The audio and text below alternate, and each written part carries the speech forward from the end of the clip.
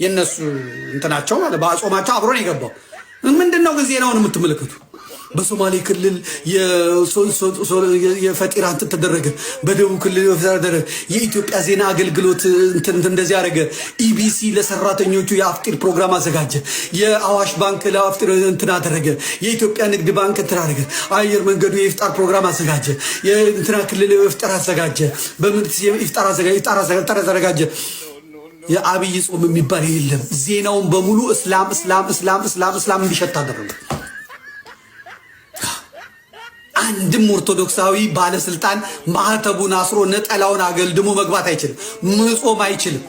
ያ ማሳየት ኤክሰርሳይዝ ማድረግ አይችልም። ሌላው ቀርቶ እነ ዳንኤል ክብረት እንኳን እስላማዊ የሚሸጥ የነሱ ደጋፊ ሆነው ቁጭ ይዋሿቸው አይደለም የምታዩት ነገር ነው።